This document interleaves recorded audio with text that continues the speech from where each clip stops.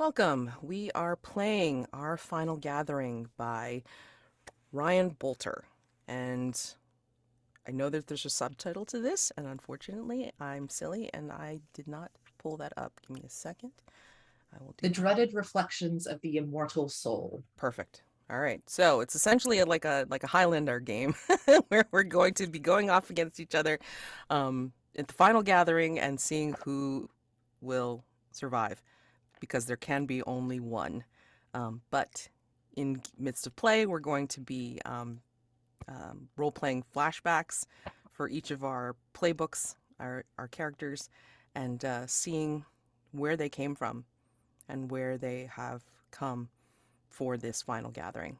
All right, so quick player intros. Um, I'm Madeline Colley, Mads for short, she, they pronouns, and I love tabletop role playing games. Been playing a lot this past summer, and yeah, take it away, Kavya. I'm Kavya. I use she, her pronouns, and my number one goal is to alliterate all of my character names and be as chaos agenty as possible. And Meg. I am Meg, she, her pronouns. They is also quite acceptable. I also love role-playing games, and this is my second entire game with Mads and Kavya, and I am delighted to be here. And last but not least, Rob. I'm Rob, he, him pronouns. I play fairly regularly with Mads, and yeah, Highlander is my favorite movie of all time, so I'm looking forward to this game. All right, so hopefully we do it justice. Okay. So, um, can't really go into cats because I mean, like, this is a playthrough of this game for all of us. So we're just gonna do our best to try and, do an actual play of this game as close to the rules as possible, but we may stumble upon the way. And this game also does require a Jenga tower. Now, since we can't do that since we're playing online, we're going to simulate that pull place mechanic by using dice rolls. So we'll try to explain what we're doing when we get to that point in the play. But yes, we are using dice cord for the dice rolling digitally, so we can all see the results. Okay. Okay. So let's get to our characters. We're going to introduce the characters kind of like step by step. There's common questions for each of the playbooks. So we're just going to go through like one question at a time, and then we're each going to say the descriptor or our answer in the order that we did our player intros. Okay? So the first question is, what is your name? So mine is Amihan. It does have a meaning from ages long past. In Tagalog, it means cool northerly wind. But we'll see if that has anything really to do with it by the end of the game. And then Kavya. My name is Urmah of Uruk, and this is not my birth name. It was my mentor's, and I adopted it when they died to so they could live on with me. My character's name is Iphigenia. She has I will not say, and she will not say whether that is or is not her birth name, but that is the only name she will go by with her fellow immortals. My name is Francis Ravenscar, which is a modernization of his original Norman French name. And I think he normally just goes by that surname among the other immortals. All right. Next question is, what do you look like? So Amihan is ageless. She's a smiling being that looks between like maybe 20s and 30s, but gives off an age all her own. Black wavy hair, golden brown skin, strong arms and legs, athletic in a plump way. Urmah looks like fragments of a civilization long gone, mainly because I couldn't figure out how to make her look historically accurate. We were not going to be historically accurate. That is just a definite. Yes, So. but you have to like start out a little bit. In my attempt to make Iphigenia as historically accurate as possible, she is small and slight and looks to be no older than 20 and can in fact look much younger than that depending on how she's carrying herself. She has curly dark hair, which she's pulled up in a kind of in a bun, and the rest has got an undercut. We're leaving historical accuracy at that point. Olive skin, mid-tone, a prominent nose. In this modern era, she has glasses, a bunch of piercings, the undercut, like I mentioned, and today she's wearing a simple white dress. She's got no sleeves, it's flared enough to easily move around in, and she has a white scar across her neck. I am a kind of tall, conventionally handsome-looking man of appears to be around 30, tall and lean with thick blonde hair and a quietly arrogant manner. In the modern era, he normally wears a well-made but kind of unshowy grey suit. Next question is, what does your blade look like?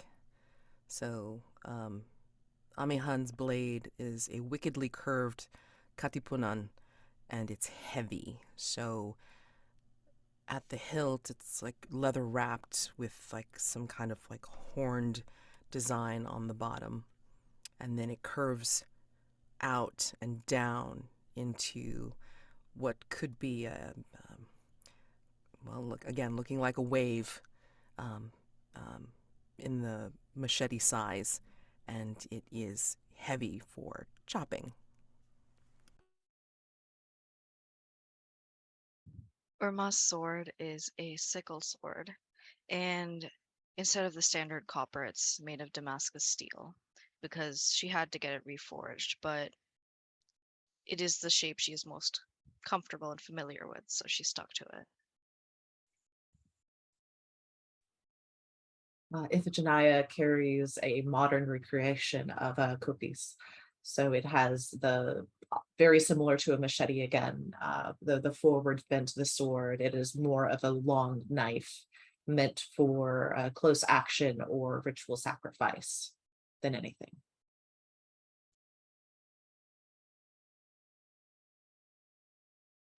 My sword is a basket-handled back sword, so a single blade, straight blade, something like a cavalry saber with a straight blade. And a specific style is called a mortuary sword because they were manufactured during the English Civil War, and they have the death mask of the executed King Charles I on the basket. To become immortal, you must die first, not be beheaded, so the immortality can activate. How did you first die?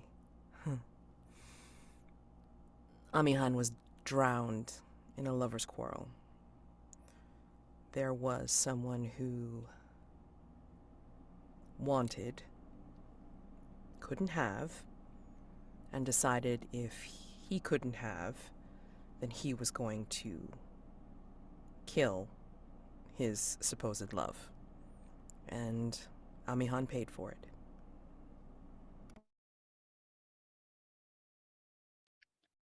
Urmah was made deathly sick by the gods.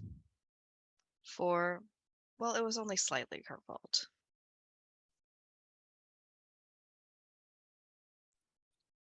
Iphigenia's throat was slit. She was sacrificed for someone else's ambition. And if you ask her what their ambition was, she asks if it matters.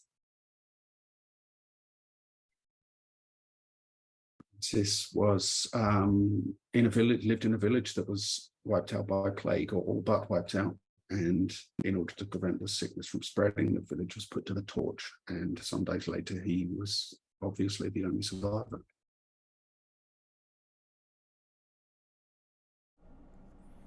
Okay, so this is where our questions diverge because of our playbook. So my playbook is the love interest. And my first question, playbook oriented, is What has been your most attractive feature throughout history? And I would say it's Amihan's voice, charming through wiles, bolstering with strength. I have been the hidden whisper behind plots and plans, and also the tender comfort when my friends and lovers need it the most. So my playbook is the hero, and the first of my divergent questions is who taught you everything you know? And it was my mentor, the one whose name I now carry. And they worked under Bilgamesh of Uruk. And they took me under their wing when I was younger. They practically adopted me. And that was my life for a very long time. My playbook is the observer. And my first divergent question is, what have you been collecting from history to display at your home? And she has been collecting coins. They are mundane and overlooked and small and easy to carry from place to place. And as the years have gone by, only become more valuable for trade and very useful. But they're small reminders of what people were, what people valued in the places that she's lived across the years. My playbook is the villain, and my question is, who did you first kill to get into the position you are in now? Francis killed the squire of the local manor after his village was put to the torch. He killed him and adopted his identity. Okay. My next playbook question is, who in the mortal world long ago did you marry and eventually lose to old age? So there was a man named Pax who was funny and kind and knew about my condition. I loved him and then cared for him as he grew old. So we would travel from village to village, me acting less of a wife and lover and more of a student and a squire. So I cared for him unto death.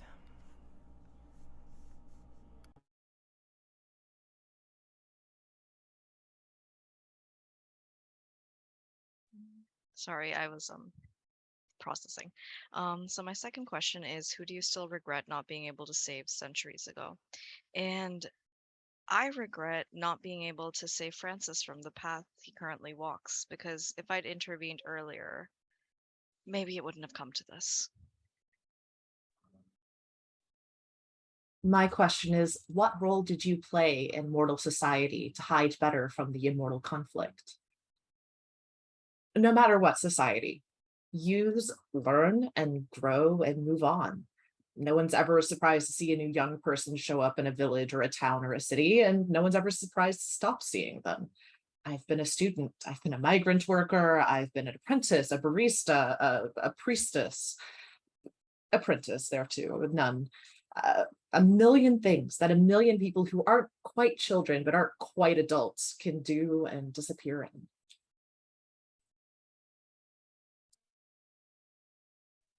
My next question is, what are you most infamous for? And the answer to that is that as a cavalier officer in the English Civil War, I tortured and burned a unit of parliamentarian soldiers and beheaded their officer, who I knew to be another immortal.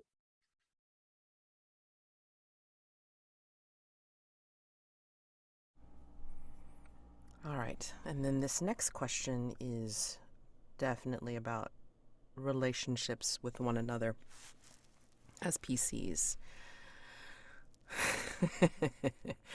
Who here did you once have a romantic relationship with and still have feelings for?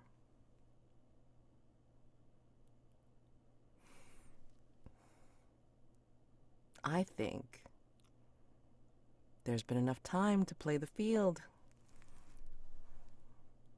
In one way or another time, Amihan has met them all and has had a romantic relationship in some sense with each one of them. And feelings don't die.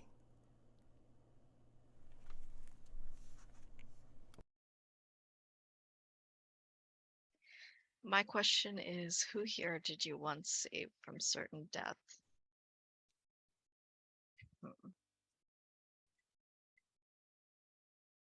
Initially I was like, maybe I should branch out to other playbooks, but no, I think it was very much Francis Once Upon a Time, where he was stuck in one of those oh so uncomfortable dying loops, and I pulled him out before anything else could get him.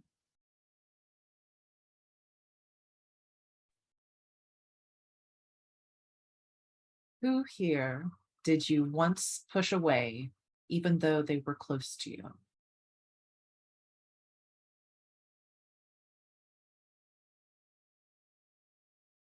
I'm going to say Amihan.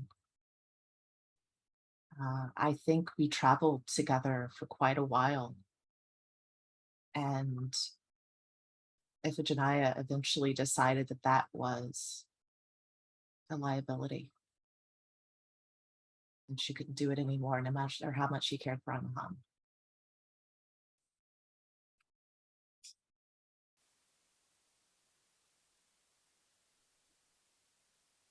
Who here are you bitter rivals with? I feel like it's got to be Urmah of Uruk. Not least because I bitterly resent the fact that she was able to save my life.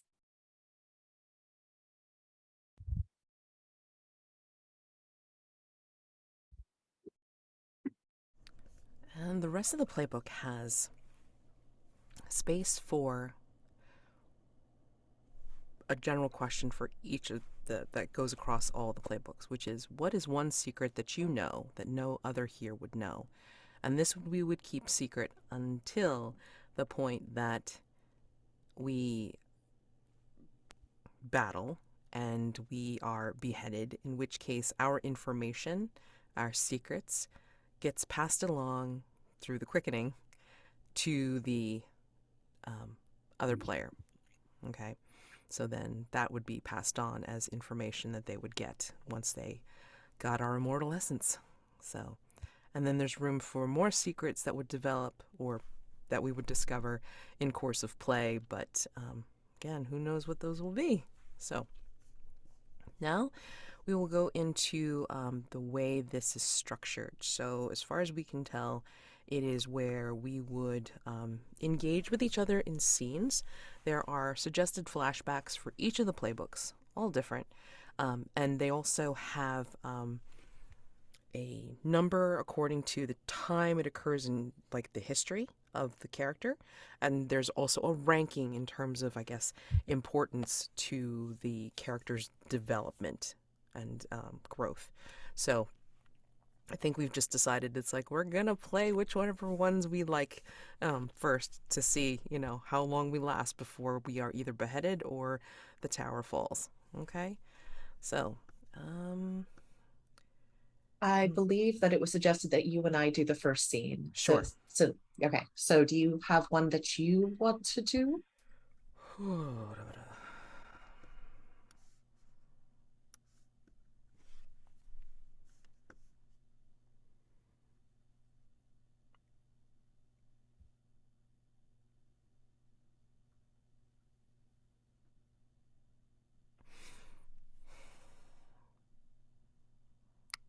I didn't necessarily, because they're all good. Did you have anything in particular you wanted to do? As I said, I prepared plenty for the character. The scenes, a little less so. Jump right in. All right. Do you want to roll for it? Oh, yes. Well, I've already said we've been romantically entangled and I moved away from you. Let's pick one of the romantic ones together. Okay. So the look, the chance encounter, the end of a courtship, the setback, and the commitment.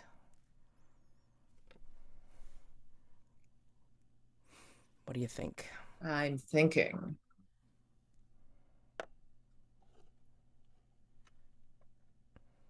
The end of a courtship. Okay. Cool. So we've been traveling together for a while, I think, or did we settle somewhere? And we are not doing these in chronological order, even though the book suggests that we do. Is that correct? Yeah. Okay. Yeah. So when do we want to set this? Where travel is easier, but not necessarily as streamlined as it is now, obviously. So train period or Train period. I like a train period for sure. okay. So 1800s sometime, we'll say. Sounds good. Yeah.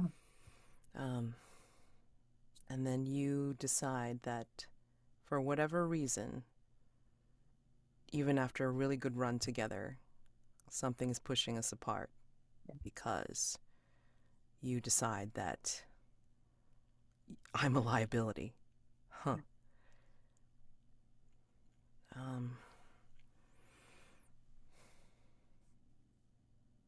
Are we on a train while we do this? While we have this conversation? I think we are, because always and always, there's always the possibility of a train robbery. Always. Sitting across from each other, the train rocking every few seconds, noise that we don't have to hear behind us, fortunately. Right. Headed to some harbor to start our life over again, because there's only so long we can stay at one place. And I think also, too, I mean, across the ages, I think Amihan has tried to, like, flip genders to kind of throw people off the trail. Mm-hmm. So, I mean, like, maybe, like, one century she's female, and then another century she's male. So Iphigenia also does a little bit of that, but it's more practicality and short-term purpose. But she can pass for a thin youth, pretty, any gender. Yeah. Yeah. Yeah, maybe Amihan's a little bit older, but, Mm-hmm. We could definitely do that. Yeah. We actually discussed that. So, yeah. Do you want to be the female this time, or do you want me to be the female? I mean, we could be sisters again, or not. You know what I mean. It depends on whatever is considered par for the course in this age. We have to be careful. I know. The places we've been, they allow spinster sisters to stay together as long as you're not too obnoxious. If you talk to more people, you would know that. Sorry. I do talk to people, but I'm very particular about who I talk to. I don't want to be involved in somebody else's plots. I don't want to be involved in somebody else's schemes. No. That traveling casino idea, that one sharper, I mean, that would have brought us to a bitter end. I mean, not the end, but an end. No, you were right. I wanted them to do well. And if I have the money, but you're right. Is it about the money? No, it's... We can always sell one of your coins again. There's always collectors. I know. I'm just running out of a few sections, and I just... What is wrong? You are not usually this nervous. This should be a happy trip. I know.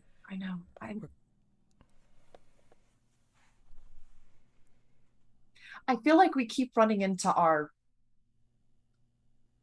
cousins. Do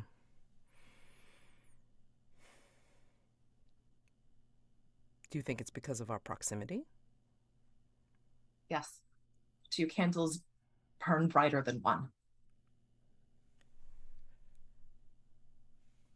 But we've been together for decades. At least a century. I don't see why this is an issue now. 143 years, I know. Why now?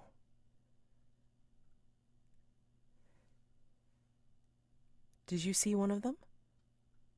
Is that what it is? I mean, one of the last stops. No, not this time. Not this time.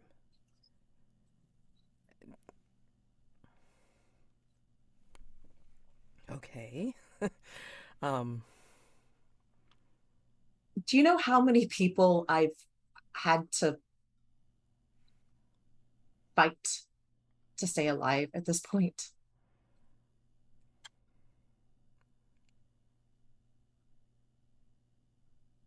Because I remember every 143 years with you, but I don't remember. And I feel like they're coming closer together the older I get.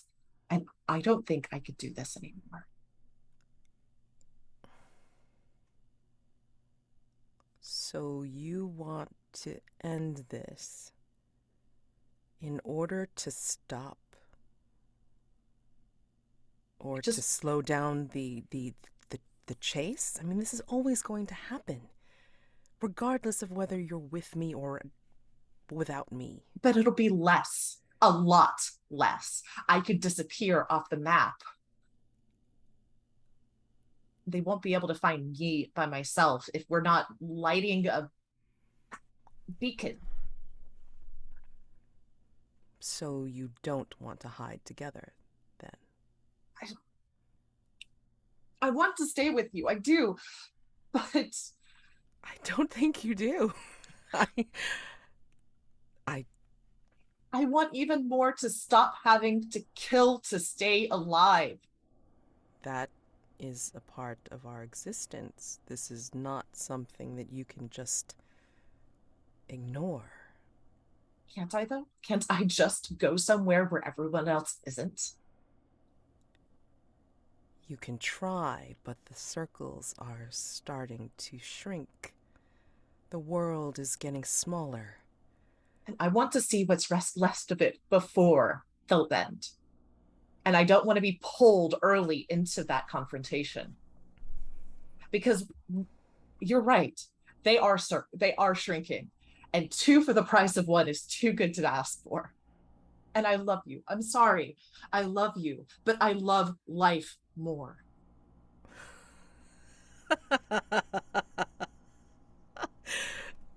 That is the best way I've heard it in all this time. Not just with you. I see. I had someone once tell me, you are one of my favorite things, but I don't know in what order you are. What a thing. It just makes it sound like you're just trying to push me away, like a toy or something that is inconvenient in your life. It's not, it's a practicality. The more I'm with you, the more we are sucked into these kind of things. The more people try to exploit us, the more they come after us. The more they say, oh, look, there's 2 people. If they can be our allies, or if they can be dead. The more that we're together, the more people try for us. And I don't want that. Amihan will take your hands and clutch them close. So you don't think we can do this together, against everyone else? You said you didn't want to be caught in anyone else's schemes. You just said that. Is it a scheme if it's ours?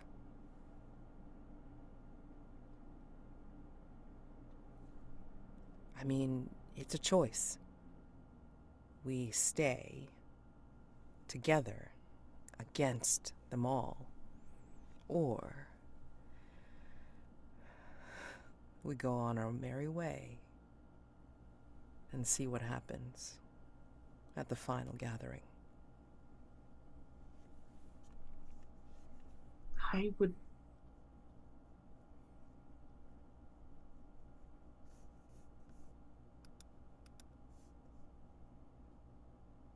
I'm getting off the train at the next station.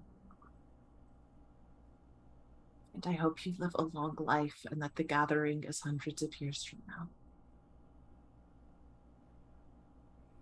And that you are there to see it. Maybe I'll be there to see you too.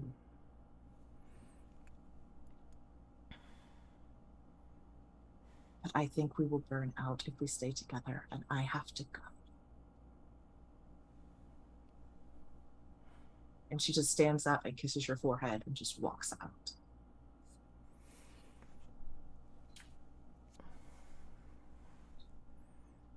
Did you get a goal done? Because I didn't. I forgot to pick a goal. So we're going to hack this. Okay.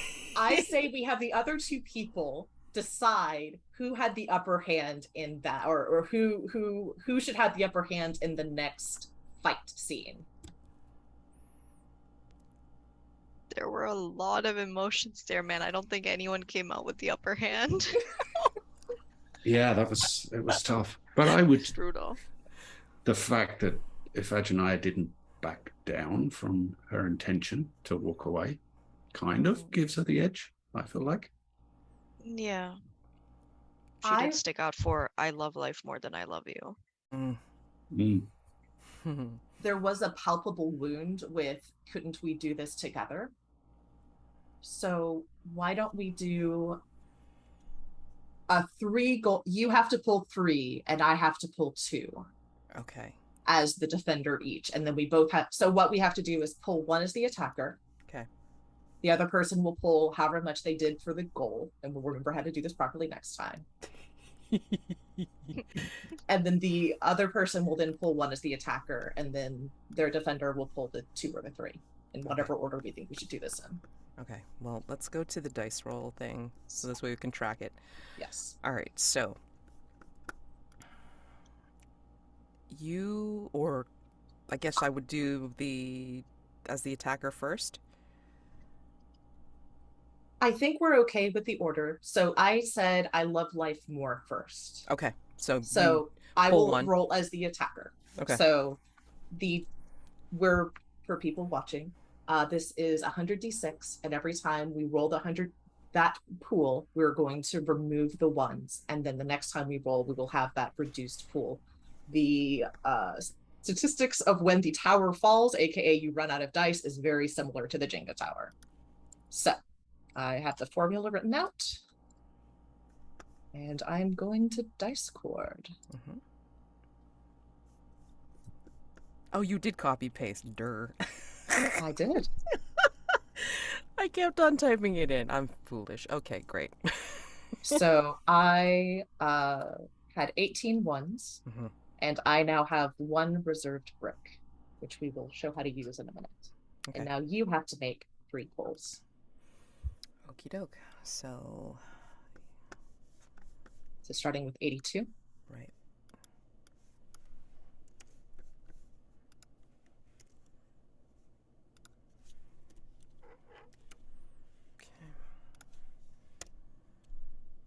You had 15, so the next one is 67.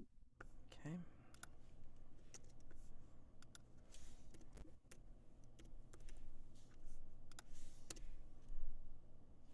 $13, so this one is 54.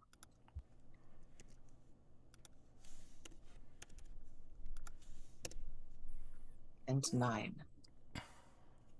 Now you make 1 pull as the attacker, and I will make 2 pulls as the defender for the why can't we do this together. Okay, now am I using the 45 as the roll? You are using the 45 as the roll. Okay.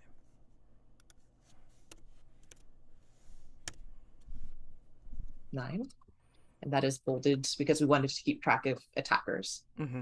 Yep. And so now I will do with 36. It typically takes between about 22 to about 35 pulls for the tower to fall, I found. 5. Okay. And then 31. Math. Everyone loves math, right? Yes. The tower is fine. We move to, we both have one reserved brick because we pulled one as the attacker. Mhm. And now it's time for somebody else's scene. Okay. Probably the hero and villain. That would make sense. So is there Kavya, any... do you have one? Yeah. Do you have one of your scenarios in mind?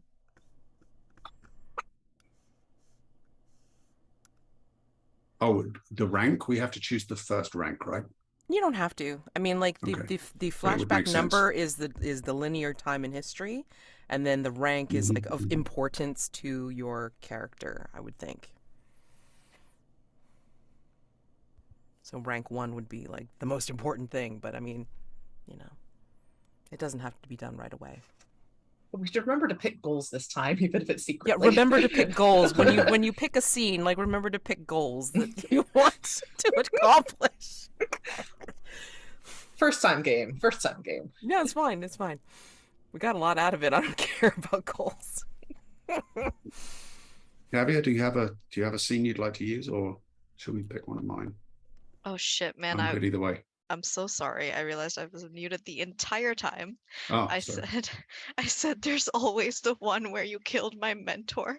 That's which what I is was thinking. Flashback Yeah, 3, but rank 1. let's do it. Yep. I'm good with that. Okay, so there's obviously you and me. And You're each supposed to secretly pick a goal to accomplish, aka manipulate the other person into doing for you. And I need to look at that from from Kavya's my playbook, scene. right? Correct. It is underneath the setup for that. Yeah, sorry, I've only got mine Gosh. open because I'm stupid. They are all written out in the character keeper under scenes. Yeah. Meg did a lot of good work. Thank fuck, man. So yeah. Flashback. So this is number 3 for the hero. Yeah. Mm-hmm. You secretly pick out your goal and then see.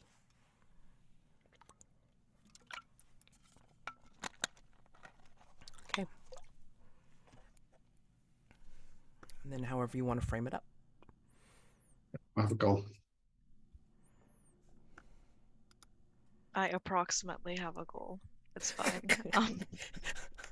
I'm not good at this. Goals. Oh.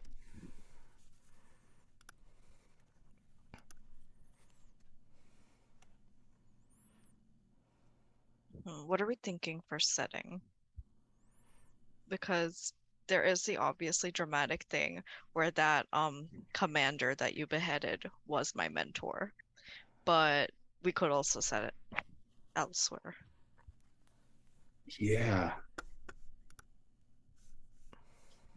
That might be an interesting one that he'd managed to. Someone from ancient Babylon had managed to become a soldier in the English Civil War. That's a pretty wild ride right there. Let's do it. That's too good a setup to ignore, I think.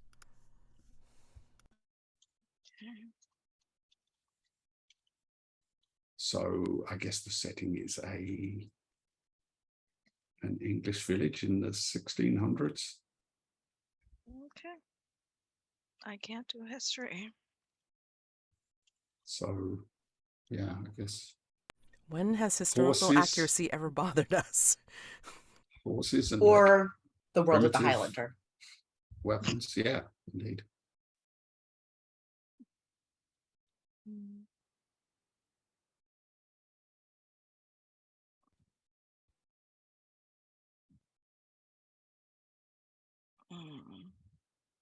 Yeah, so I think the framing is that Francis Ravenscar has, tortured and burned at the stake a number of parliamentarian soldiers, and the last one was this captain, or whatever rank you want to make him, who was secretly an ancient Babylonian immortal and after burning him at the stake, he cut him down and beheaded him on the ground. And in true dramatic cinematic fashion, Urmah arrives exactly as your blade swings down on her mentor's neck. And yeah, Francis looks up and meets your eye, and a smile touches the corner of his mouth. And he raises an eyebrow toward you and looks around at his own men who are, doing whatever duties they've been assigned, and, probably looting what's left of this village that's been destroyed, and getting ready to move on. Perfect. She stands stock still for a moment before she starts walking towards you, slower than speeding up. And she says, I came here because of the missive, but Francis, what have you done? What is this? Once again, you arrived a little too late, it seems. I'm sorry for the state of the place. The smell is quite terrible, but this is war, and the king must be avenged.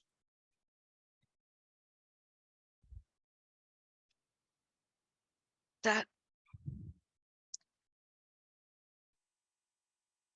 after all we've lived through, you didn't think just for a moment that you could have spared my mentor. Oh, is that who that was?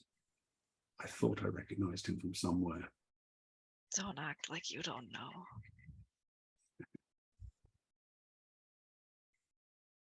Well, you've done a fine job of avoiding me these many years.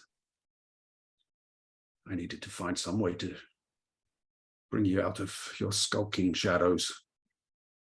And here you are. I think Urmah's going to try to grab Francis by the collar and kind of pull him down, kind of face to face. Say, look him dead in the eyes and say, well, sometimes you don't like to be reminded of your failures, Francis. When you have lived as long as we have, failures are somewhat inevitable. But at the end of the day, there is only one prize, and it will be mine. She shoves him away. You're many, many things, but I never should have saved your life.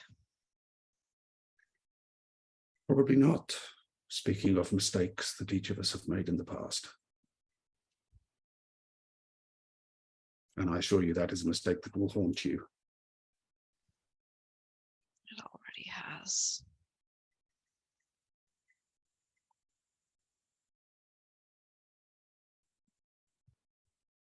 What next then, Francis? What could possibly come of all this? The pride of a king. Oh. Well, and he looks around to see that none of his soldiers are too close by. Between you and me, the king means little to me. But this is a useful position that I have now. If you will question my methods when I have the authority of the divinely ordained monarch behind me,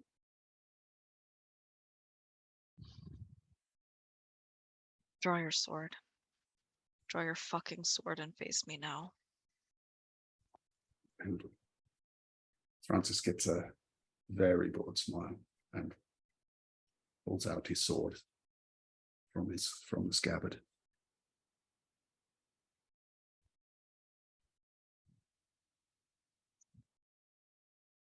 Meta, we have a small problem. I have no idea how to do fight scenes in general. I feel Well, like it's totally reasonable. Y'all say, and then you fight, and just if you want to Right. have an outcome, and just say what that is. yeah, because I think the key outcome has got to be that neither of us gets their head cut off, right? Ding Right, ding. because- Yes. Yeah, because like it Because we have to live. But you can do the So what is- temporary deaths. yeah. Yeah. Yeah. So what is the Deus Ex Machina that presents one of us getting beheaded? Yes, I think Francis goes on guard in a kind of somewhat formal fencing stance and waits for Urmah to bring the attack to him. Urmah, who is now named Urmah because her mentor is dead, doesn't fight using formal etiquette. She just draws her sword and lunges. Any opening she will take. And Francis, who has been a soldier for many, many years by this point, is quite a skilled duelist and is able to, you can see the arrogance on his face that he's really enjoying this, that he's brought her to this after so many years. And that he's determined to make a show of it, make it last.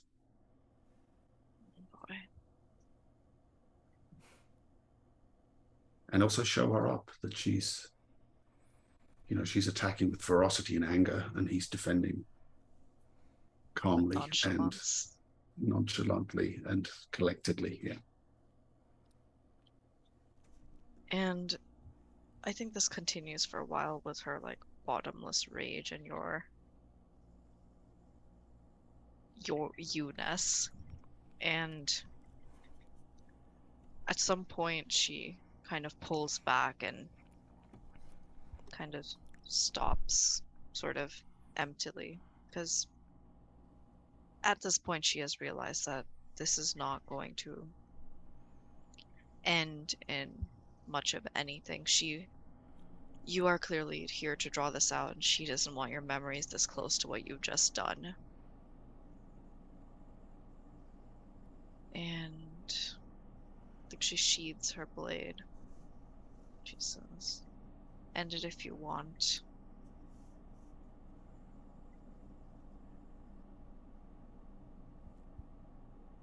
How very obliging of you. And I think he steps forward to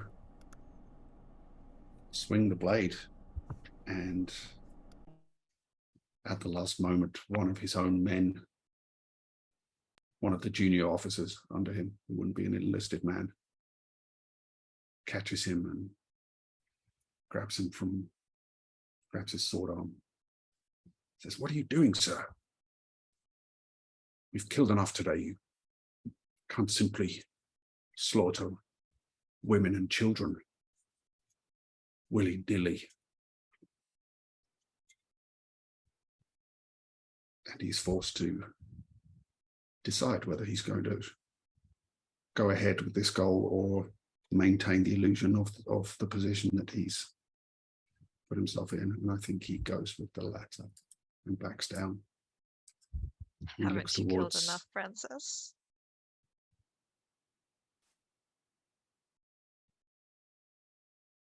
Clearly not. At the end, there will only be one of us remaining. You know that as well as I do. The world weeps if it is you. Yes, I believe that will be the case. Oh, that's just.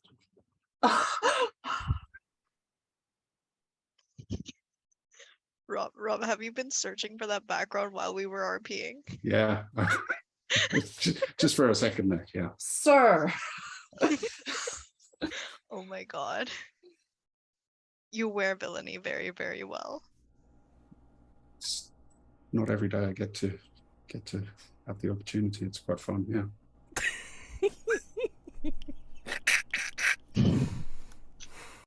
Okay, I definitely have not achieved my goal, which was very much get someone to let down their guard. It did not happen.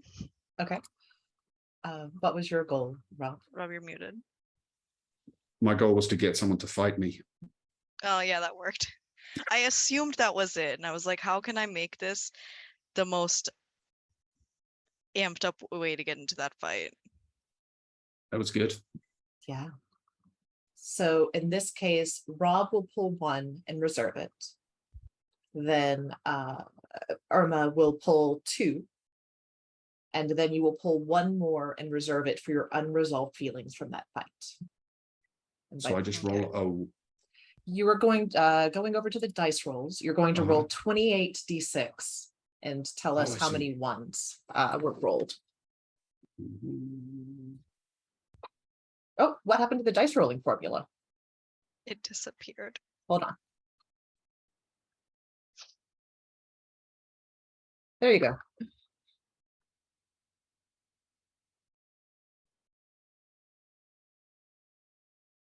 Where X is the number in dice remaining, which is 28. Yeah. Did I do that correctly? Yeah.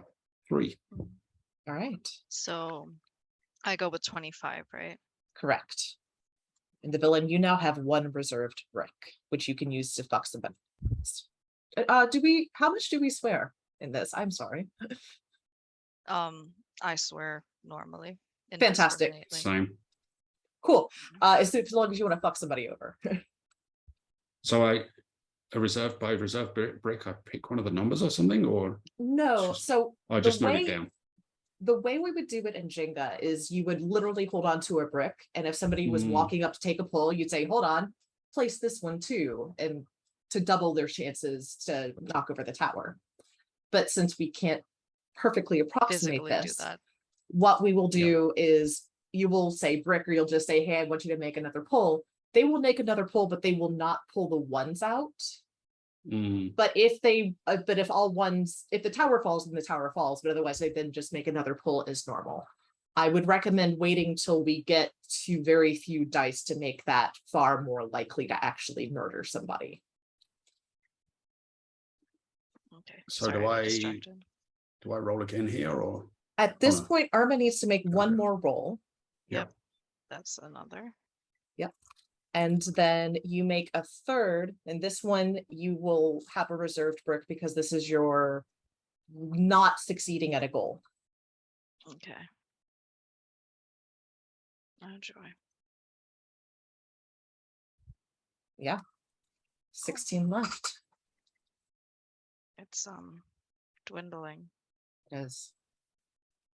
I think this is an excellent time for a scene with all of us at a party and all friends are meeting each other for the first time. I think that would be a marvelous thing to have. We've seen how it falls apart. Now let's see how it could have gotten better.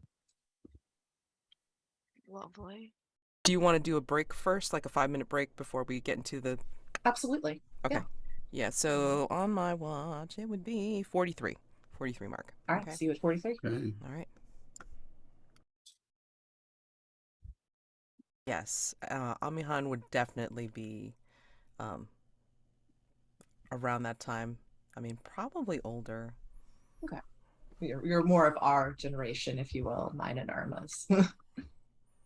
Possibly older. We'll see. Ooh. All right. Do we want to have that be the observer's flashback one or the villain's flashback one? They're similar, but not exactly the same. Certainly my when one person introduced you to others definitely falls into the villain scene. Okay, we could do that then. Oh, that's fine with me. I'm good either way. Okay. So is that the first villain scene? Mm-hmm. Okay. About 1,000 years ago, in where would it be? Europe, I expect.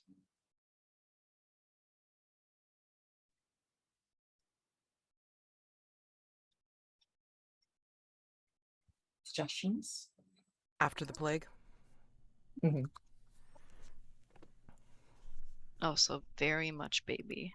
Very big. Mm, Oh, there's just empty yes. castles anywhere. We could just borrow one for the Mhm. night.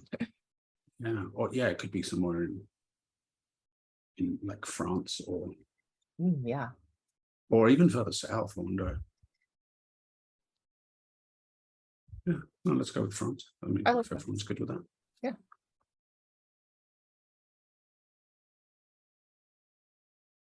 So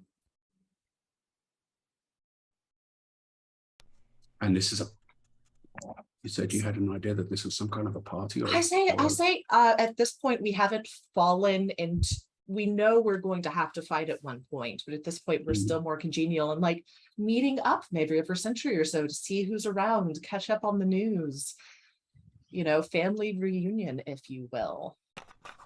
Mortal get together. Bouts of friendly fighting without the beheading. Friendly. Maybe this is, yeah, well, maybe this is also where we consider it's like, because we're friends, we're helping each other train. Absolutely. Yeah. Yeah. So we're at somewhere in France in a castle that has not seen much use because of the plague, but has been empty long enough that we were able to hire people to use it for our senses, for our purposes. And there is a feast and there is sparring. And I'm going to grab Francis by the arm and run up to Urmah and go, I found a new one. Urmah, look. He's just a baby. He can't be Urmah even a century years old. Oh, I'm sorry. What would your name be at this point? Shit. Not that. You know what? I'm gonna just call you sister. Mm. And I'm just gonna call you sister the entire time. Sister, I found a new one. He can't be even a century-year-old. Nearly died of the plague. Francis, come forward. And We see, yeah, we see a kind of embarrassed looking Francis who, yeah, steps forward and says, "The pleasure is mine." Urmah has a drink in hand as she turns. At that point, you may call her Erish if you wish to not call her sister. She says, "Oh, when I recognize your features, where are you from? Insert village here." Yes. Yes, strange. How did you know that?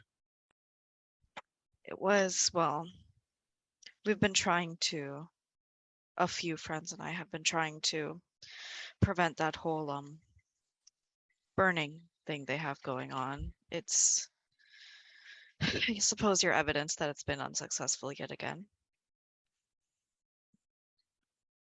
But I'm glad you made it. And Francis doesn't say anything.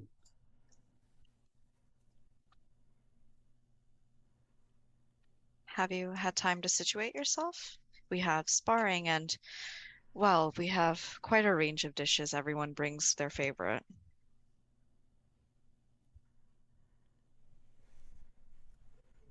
You promised me we would spar this time, Erish. You promised me, and you can't not go back against it. In an hour? After you've Very had your well. drink? Okay. Very well.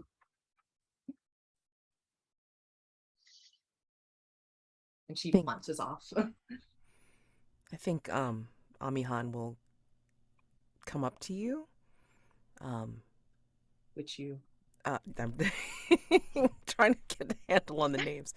I come up to Francis with a little plate and kind of look at him shyly and introduce herself from the name that she's known as at this point, which is Ame. I am Ame. It's wonderful to meet you. The pleasure is mine, I'm sure. Francis Ravenscar. I'm glad to see another one has survived. we're just finding each other and trying to, I guess, catch up on news and see, I guess, trying to remain friends, I suppose, for these times ahead. This is... You must forgive me. This is still all very new to me. Yes. As it was for me when it happened. Are you recently come into this? It has been some 20 years now. But I'm given to understand that Iphigenia is many years older. Yes, And- that is true. And you? I am older, much older than Iphigenia. So, welcome to this very strange party. And he gives a formal bow.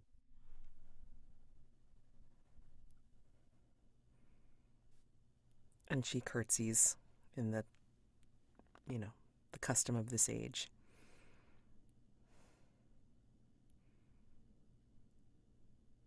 I'm sorry, So- I'm being very awkward. And she holds out the plate with some of the dainties on it and some of the food. I think you'll pick at something. So, I understand there's to be sparring. Yes, we try to keep practice for our own use, of course, but also just in case one of us should be called upon to battle another that does not want to be within our friendly circle, I suppose. I see. Well, I have been learning to use the blade these last few years. Although I'm no master. None of us were when we started. Takes a time. Do you intend to fight, miss? Only when I have to.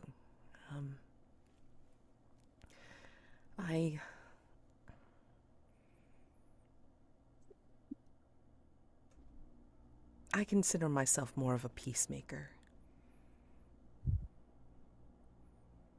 But I don't know how possible that's going to be for how long. Yes.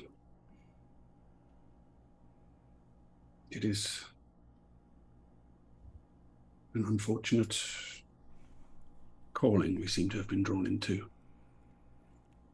Yes.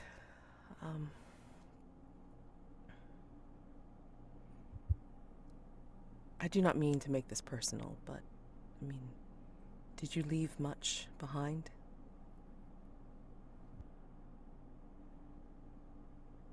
They didn't tell you. I left everything behind.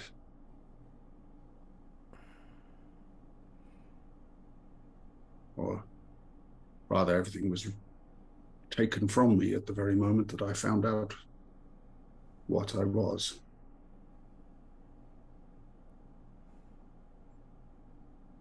She will hold your hand, if you will let her, and say, "I'm so very sorry." Yes, well, this is not the place for my reminiscences. It's fine. Let us watch the competition. If you will accompany me. Certainly. You must tell me, if not now, you must tell me sometime in the future about where you came from. Oh, there's no big story to that. I was born in England to a simple family. But after I discovered my inheritance, I came into some higher position, and I have done well for myself in the preceding years. And now I find myself here among others of my ilk, I suppose you might say. And hopefully friends in the future. Hopefully, yes.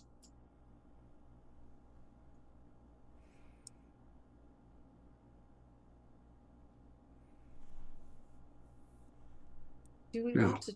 Sorry, go on. I was just going to say, now, where did those other two get to? I think if we go out to like one of the side windows, I think we can overlook the courtyard of this place, and then we can hear the clashing.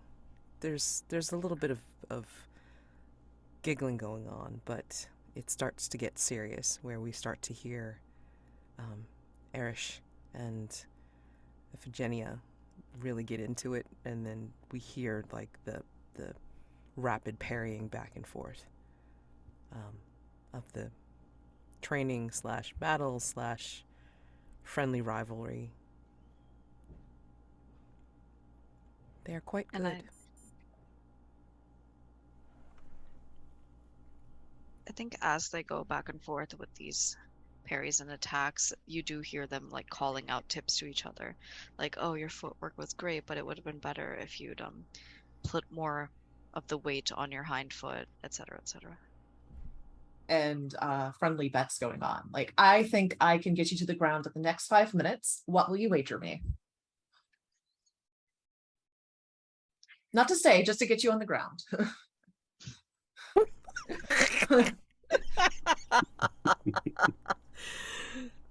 Well, ask what you wish, but if you don't get me to the ground, I ask that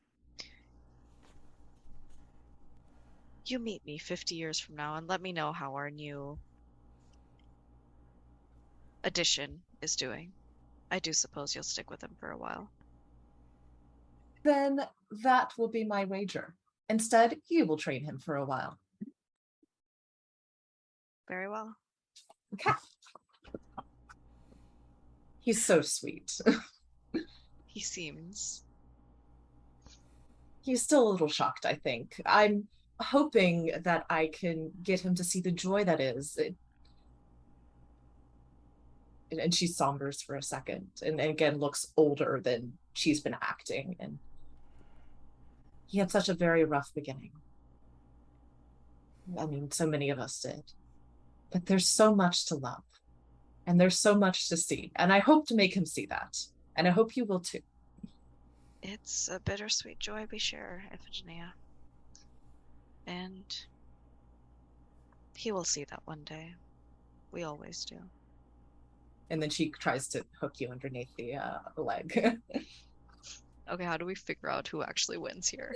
We just role play it. You can say that you parry me and it's fine. It's whether you want to win, whether you want your character to win that bet or not.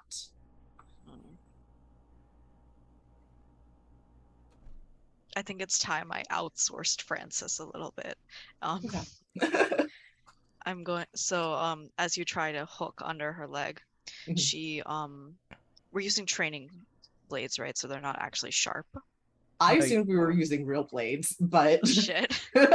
Well, because it would make sense to train with the blade that you have, for the time, just in case, you have to be ready for somebody else being adversarial.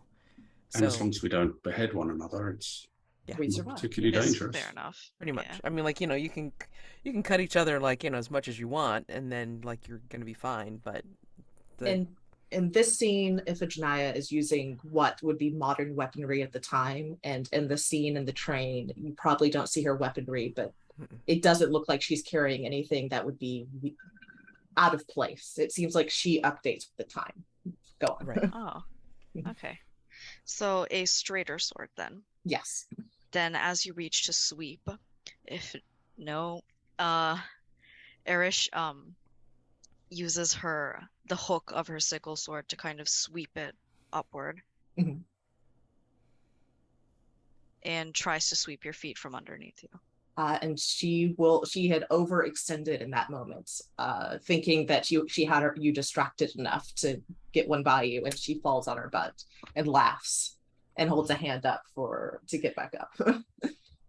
And if Janai is helped up, just you did well. That was a good attempt. You need no compliments from me. You know your own strengths. But I will meet you in 50 years and tell you how he fares. Yes. I feel like that's a good moment to end this scene. Mm-hmm. Yep. Meta, I absolutely love that as we were talking about meeting in 50 years to see how Francis does, we just have Rob's picture of him.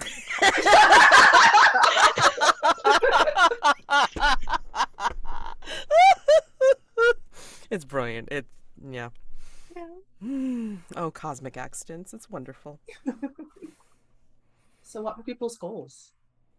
I had get someone. Nope. So what I did was Oh no. I don't want to talk about it, but nope. Okay, I was on the right thing, which was get someone to promise to do something for you in the future. Because I went one over and I was like, wait, I didn't get someone to accept a dare, but I know I accomplished something. I got sideways. I definitely did that. So I will write that in. I had the same thing, and while you did it first, so I think you would. But you said you would do it, but I didn't win the bet, so I'm gonna say. No, but you got me to like in an hour spar with you. I assumed that was. That's such a short period of time, and we accomplished it in the thing. I feel like there's no I'm fine with saying I didn't accomplish anything big in this. It just feels like cheating saying you promised you'd meet me in an hour and then did.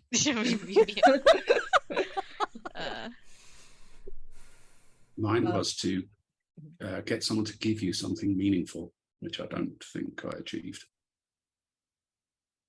in any meaningful way. No. Yeah, I had a moment where I was like, oh, maybe Erish has something from that village that she can give Francis, and I was like, wait. She probably doesn't. Cinders. Yeah, Amihan?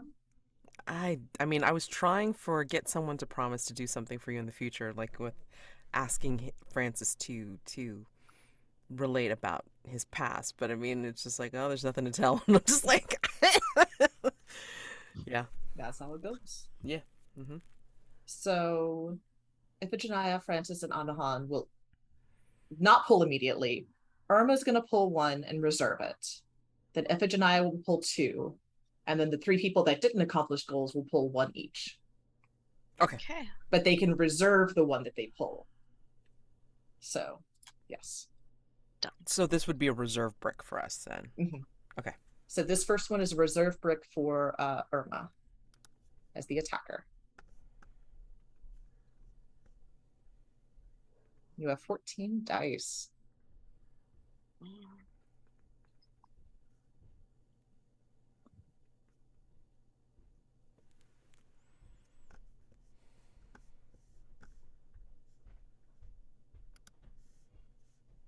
Wait.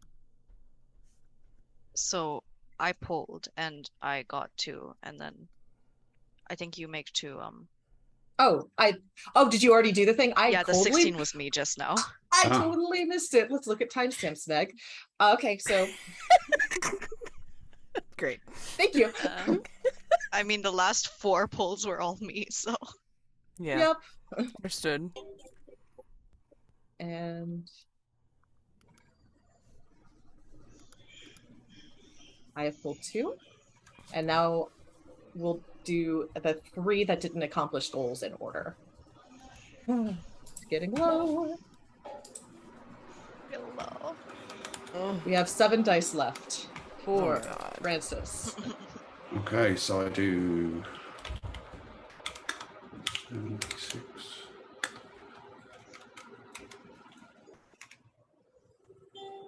All right. 1. And then Amihan.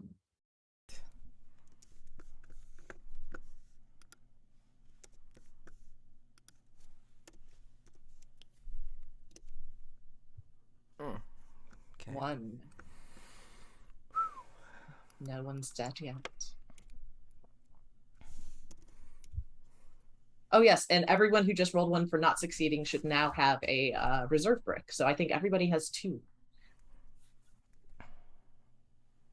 Bye. And this is about the point where you might want to consider picking your target and making them do an extra roll. Oh, shit. Okay, let's see. Oh boy. Someone have a scene they want to do. I do, but let's see. Hold on. Mhm. Trying to figure out which one.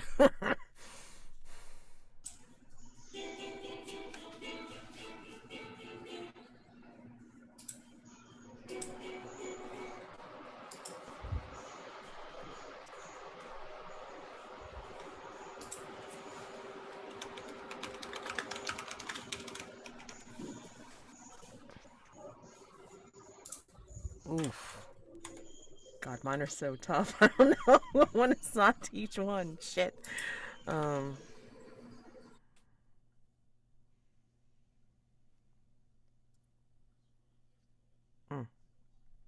I might have a scene request. Mm. Close to the modern era. My rank 1 is back alley dealings. You were in need of something someone else had. You were able to pick someone who was able to help you. You'd have to strike a bargain. I think I might need in the modern era a new identity because things have changed so much. And I feel like the person who's going to be most equipped to do that is going to be our lovely villain, Francis. Oh boy.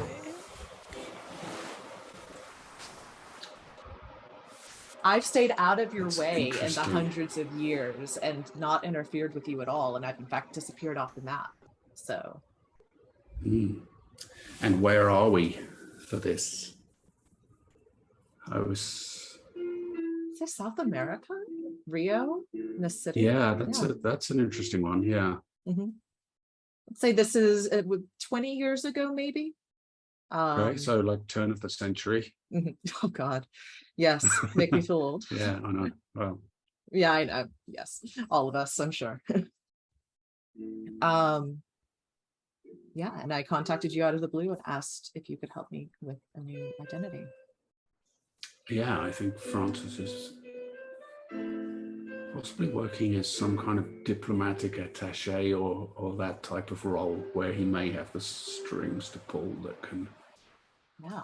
All right. That could achieve this, right? Do you want to meet at a park, at a bar, at the I've forgotten what the word is for place where diplomats go? Probably more discreet than Embassy. that. So yeah, yeah. Park or a bar sounds good to me. You pick. Yeah, park at midnight, sitting next to each other on a bench. I like a park sitting next to each other. Very Cold War. Feed the ducks. I presume they have ducks in Rio. They must do. Gotta have some variety of waterfowl. I don't know what kind. I'll look it up later. I will say Iphigenia is already sitting on a bench facing the water. And you may approach at your leisure. She looks, I don't know how many hundreds of years it's been since you've seen each other, but she looks more modernized, wild hair, and like she's trying to fit in with the young people and various colors and piercings and modern clothing. You don't see a weapon on her.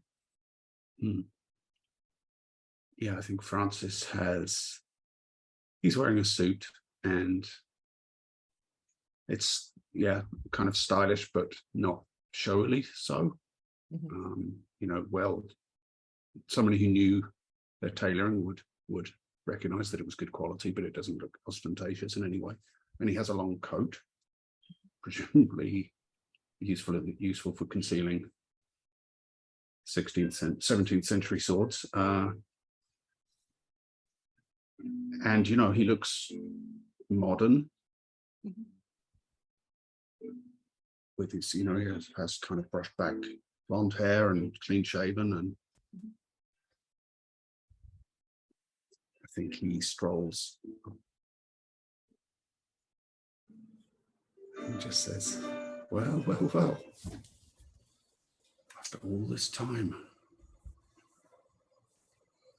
who should come looking for my help, of all people's help? I've just remembered I have to pick a goal here, right? So. Oh, shoot, so do I. Thank you. Okay. Yep, I'm good.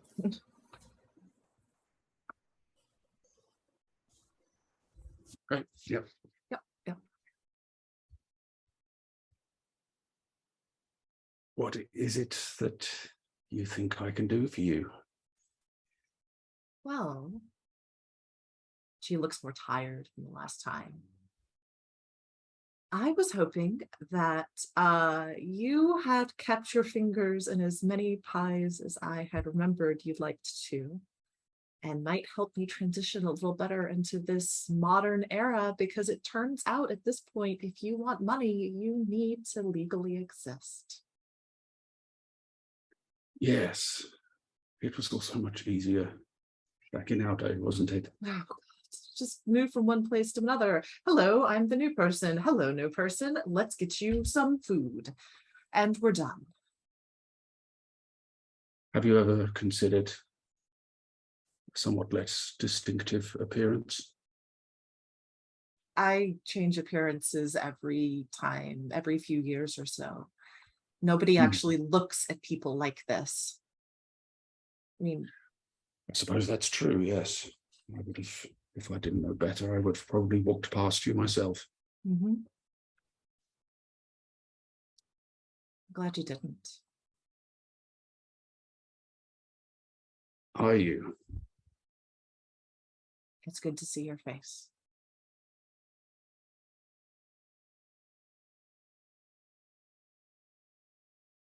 I wonder if I can say the same. The years have changed us in so many ways. Yes. So what, I presume you've run into some manner of trouble that is the reason for your urgency? I tried to put it off for as long as possible. But people are starting to notice that you are not as old as you ought to be. Is that it? People won't hire me unless I can fill out the paperwork. It used to be I could sweet talk myself into whatever. And now the only people who do that are creeps. And I've had my share of creeps. I just want to go back to living a quiet life. Well, I'm delighted to know that you don't put me in that category. I think our mutual friend Urmah would disagree with your estimation there. Where is she, by the way? I haven't seen her. I haven't seen anyone. If you're here for her, then you will get nothing out of me. Oh, no.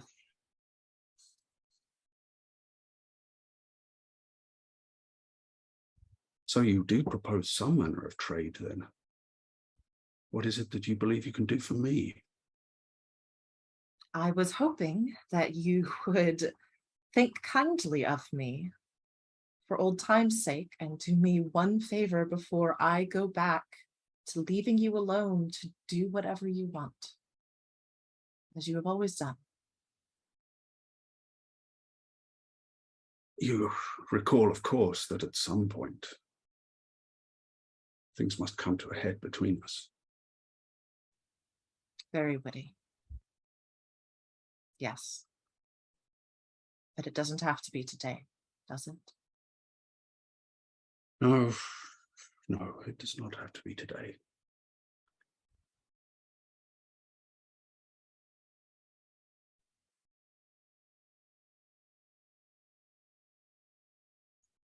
And how many over the years have you parted from their heads? She visibly deflates a little. More than I can remember or choose to remember. But not in a long time. I don't.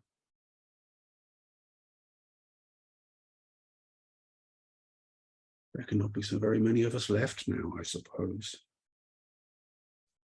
Probably not. It doesn't feel like it. I can walk further without having to worry, having sensing someone else nearby. I think you're about the only person that's come to South America in the past 50 years.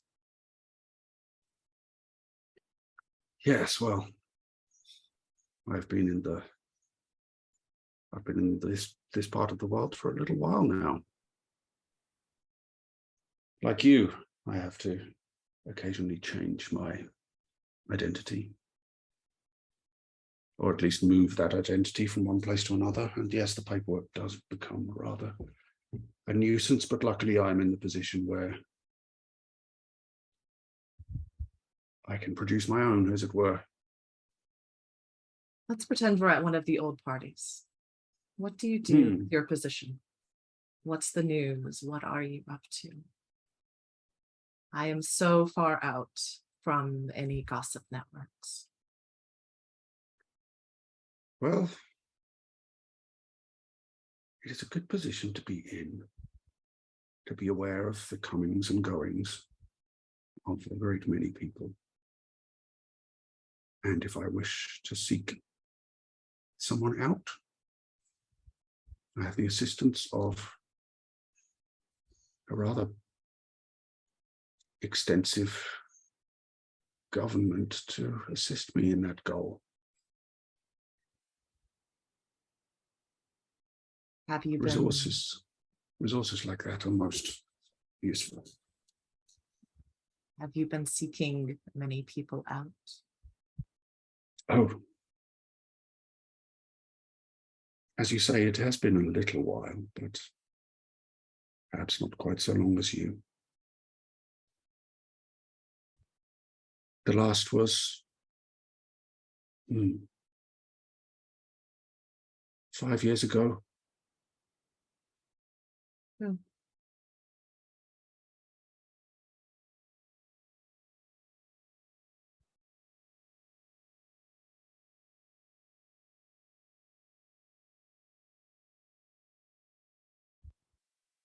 Who did you? Sorry, yes, who? Who did you? Our old Russian friend turned up in a suburb of New York, of all places. The one that looks like a bear, or I can't remember the other one's name right now. Yes, the Ursine fellow is the one. You had the worst jokes.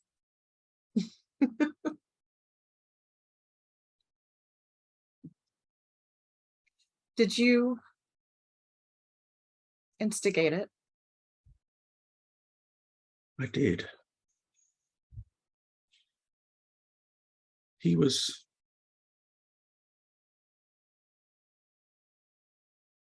one of the most serious rivals that I faced, I believe. I thought it best to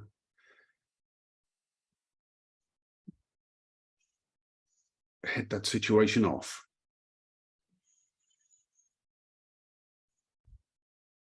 Now,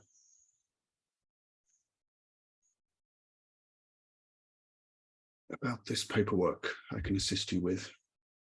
Perhaps you should come to my office in the morning. I will tell them to expect you.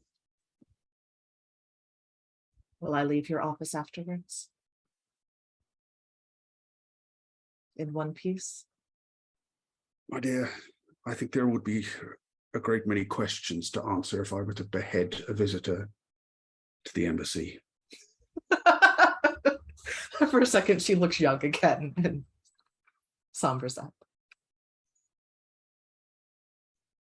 Thank you. He just gives a little nod.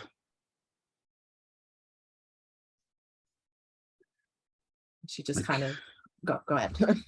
Make the most of your time. I feel it is growing short for all of us. She nods and she walks away.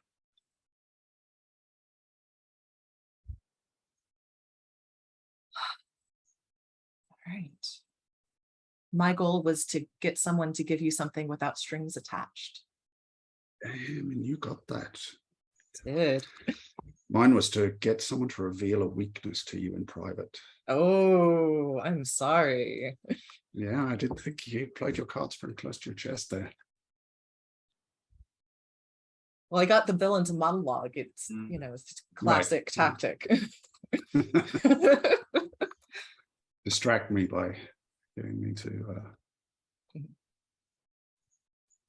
Now, the one thing we haven't been doing that I think we're supposed to be doing is role-playing the actual... Are we supposed to be role-playing the actual fight that we're having, or only when we actually knock the tower over? I think when we actually knock the tower over, because in the very beginning Otherwise, of it's it, just a lot of spar commentary. yeah, and we don't really want that. Let me see.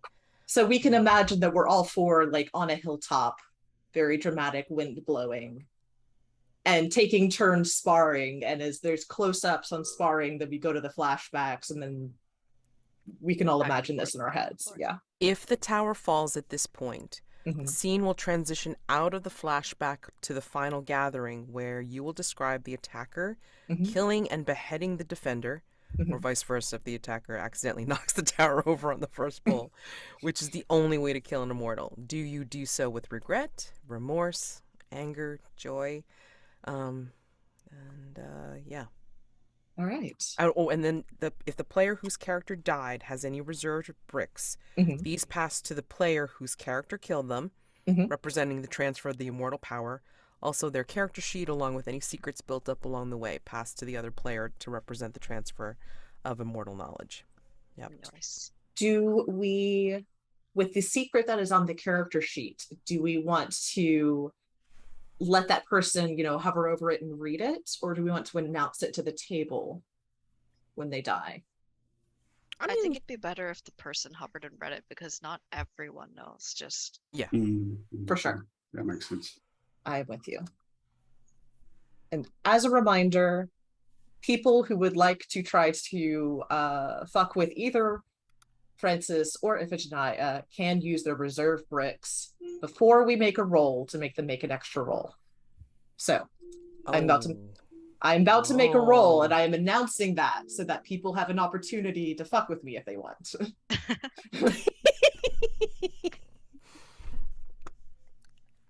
Not yet. not yet. Yeah.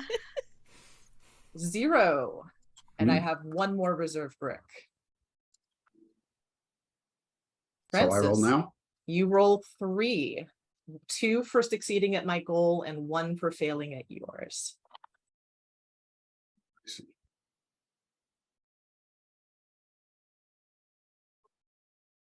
Also Oh, 0. I'm sorry, you have 5. You have 5d6 to play with. So just roll another 2d6. Yeah.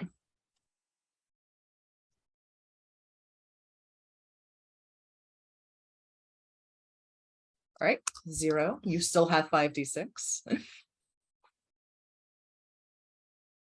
So I roll again. Roll again. Oh, yeah. And yeah.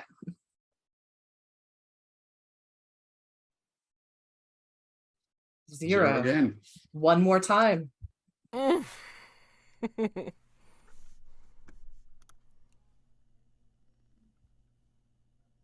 One. We are down to 4 dice in the pool. And we are still at a stalemate.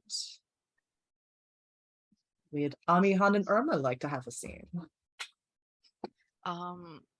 I think so my very first flashback chronologically is a celebration.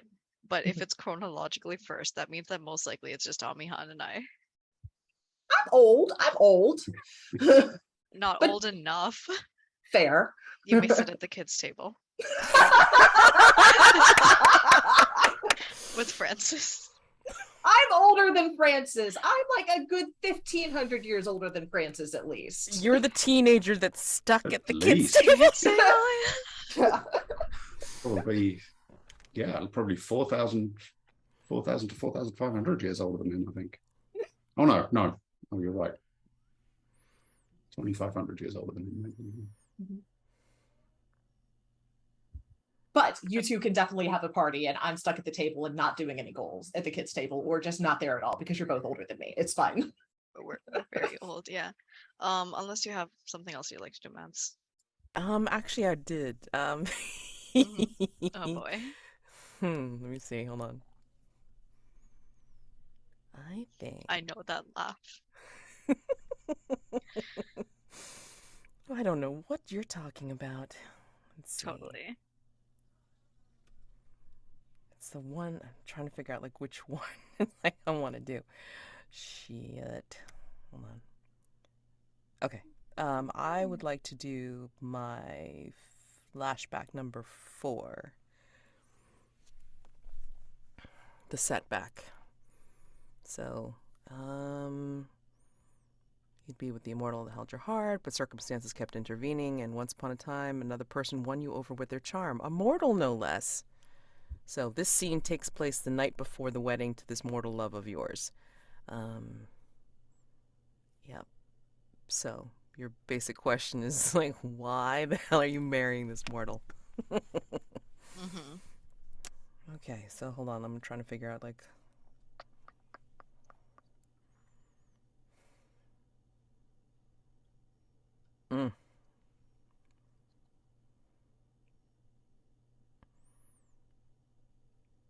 Okay. Got it. We both pick goals, right? Okay. All right, so... Timeline... Because we were in the... What? We were... 1800s with Iphigenia. So this one would be... Yeah, probably like the turn of the century, like into the 1900s, I guess. Oh, that's perfect. Because where is Urmah now?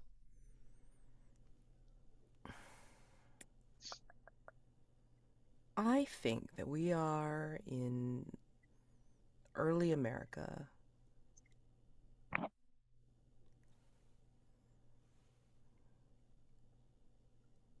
Yeah, I mean, people are starting to come over, so it's like, see this melting pot as it is.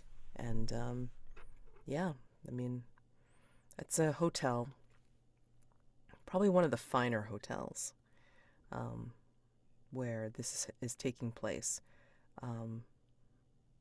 Amihan is probably footing the bill for this, even though, excuse me,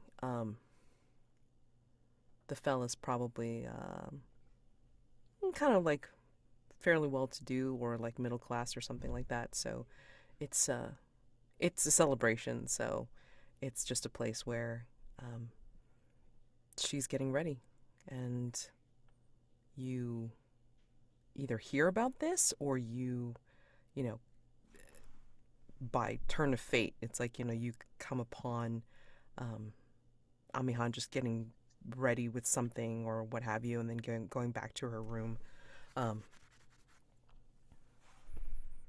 I think as you step into the room, I am also stepping into the room from the window. Amihan, Urmah? What are you long doing time no here? see. Well, I was in the area and Immortal? Yes? They're so young and short-lived. Are you sure this is what you want? I mean, that's part of the joy. They are always going to appreciate the life that they have because it's so short. He's funny. He's so funny. And he has a strange view on things. Very wise for his years. And you see that typical smile on Amihan's face, but it's a lot brighter than you remember Mm. because she's very happy. And I think Urmah comes and takes your hands and kind of leads you to the nearest seating, hopefully a sofa or a bed, whatever. And she says, "You look happier than I've seen you since the beginning. I'm glad." Yes, I mean, strangely enough, even though the years have been long and sometimes they just drift into interminable days, appreciating the way they look at things is just so joyful. They find interest in the smallest things. And they have ideas that have carried them down from generation to generation, not even realizing it's the same thing that we've seen thousands of years ago. And it's amazing.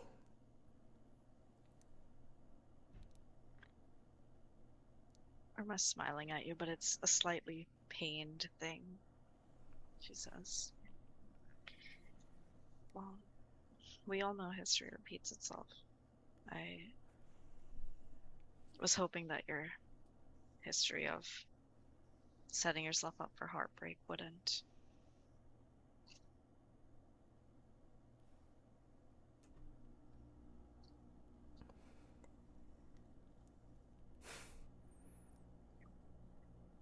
It's almost as if I have set myself up, lo these many years, to do this, to repeat the cycle, almost as proof of living.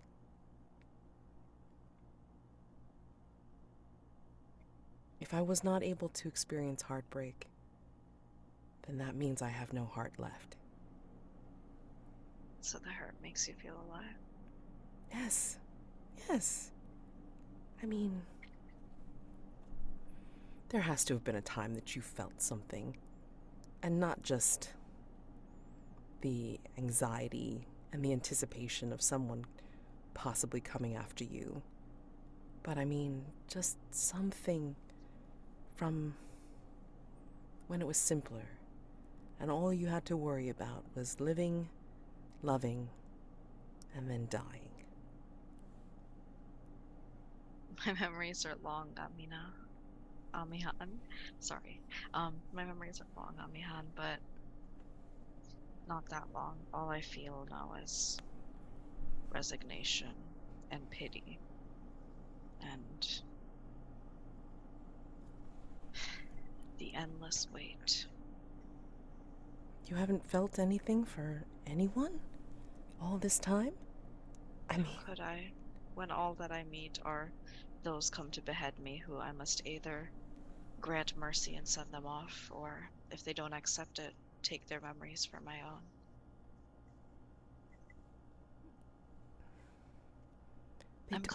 I'm very happy you found this, but I don't think it's possible for me. They don't have to be one amongst us. They can be a regular mortal. someone that's as a person, Urmah. Someone that's interested in you. Somebody that's interested in... What's that expression they use these days? Someone interested in how Urmah ticks? Like their What a funny watches? phrase. Well, again, another glorious thing that they have.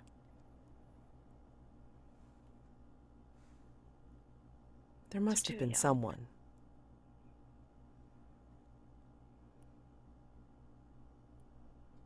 They're too young.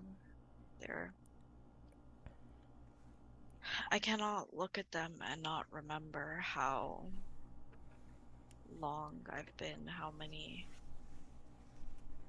days, weeks, months, centuries have passed. Time ticks on, but we are sentinels of it.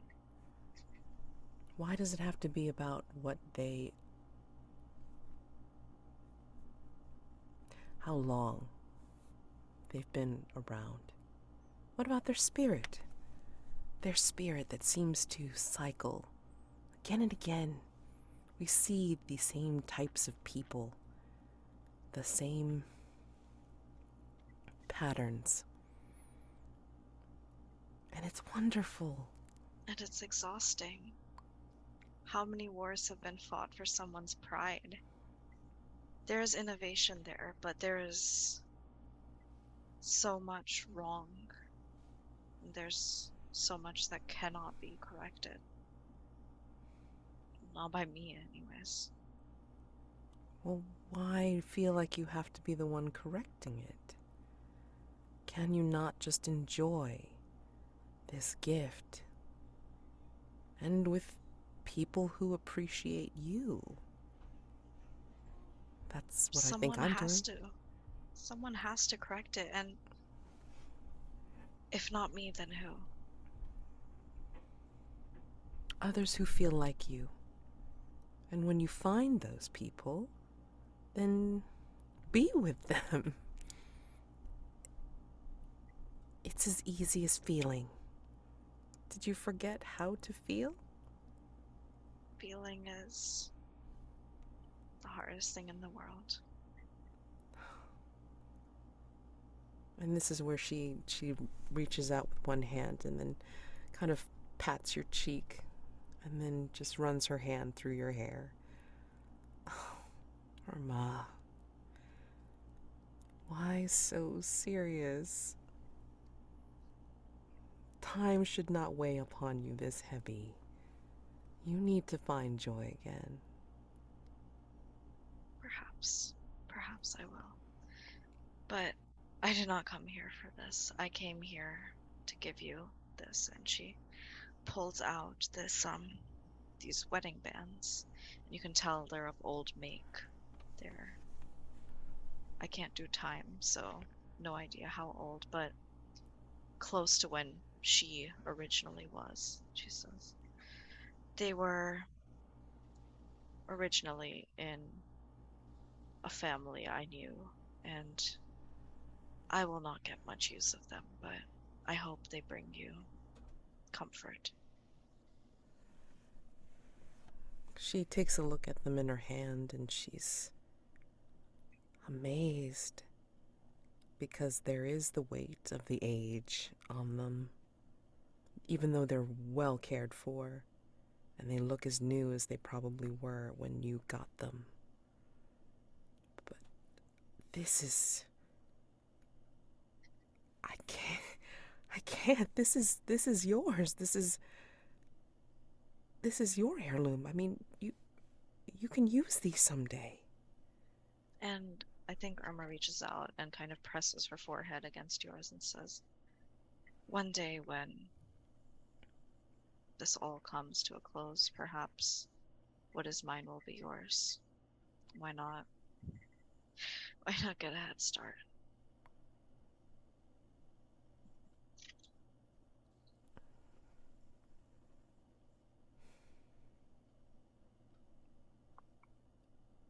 I hope what you're referring to does not come to pass. I don't want your secrets that way. Ideally, none of it will, but we do not live in an ideal world, Amihan. Am I... Is it that terrible of me to think the world in an ideal way? No, never. It's a different way of looking at things, and I'm happy. It brings me comfort to see that despite having been around as long, you still manage to see the good in everything. It's beautiful. Thank you. I mean,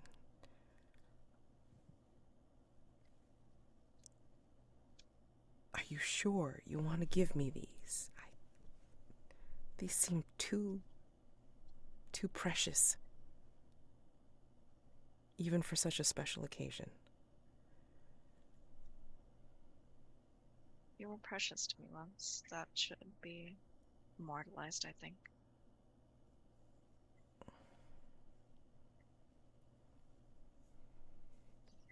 And then she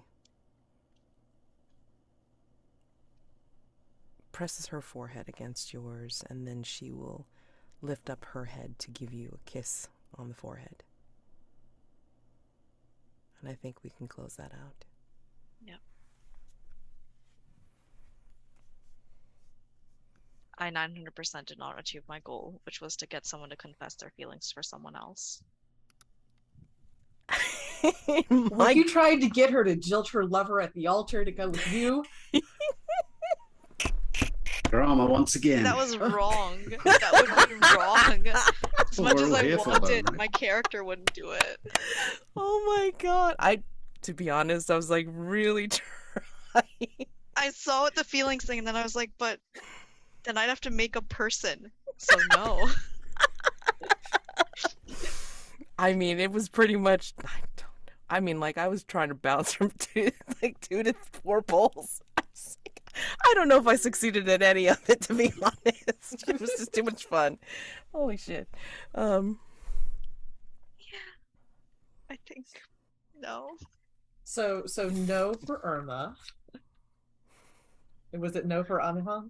I mean, I was really trying for the 4 poles one. It's like, feel for somebody And else, I was damn very it. much shielding.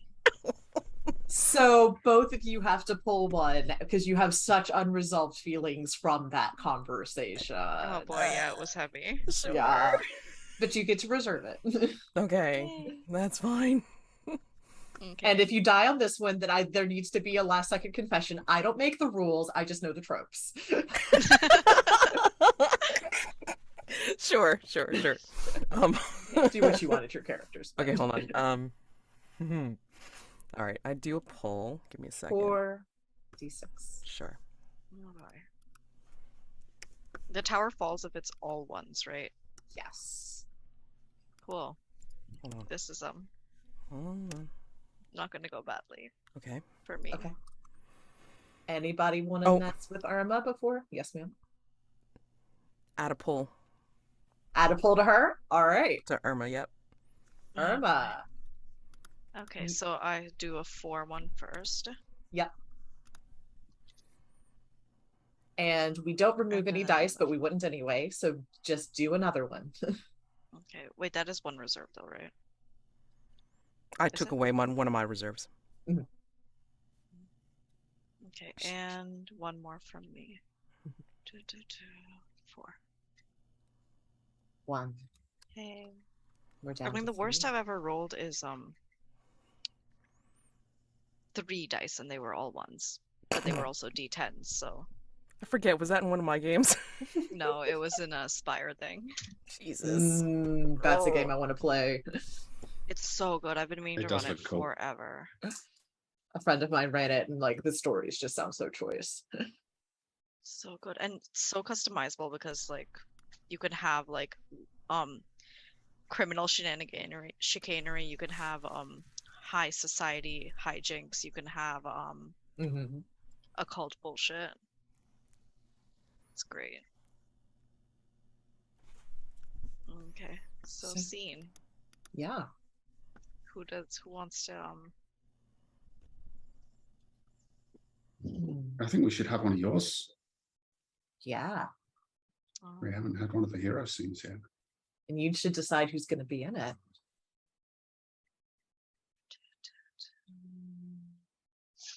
There's this one called A Life Saved. Um, it's right before the mentor one. Mhm. God. So do you want just the villain or I'm still trying to figure out if I actually want to do it because Okay. yeah.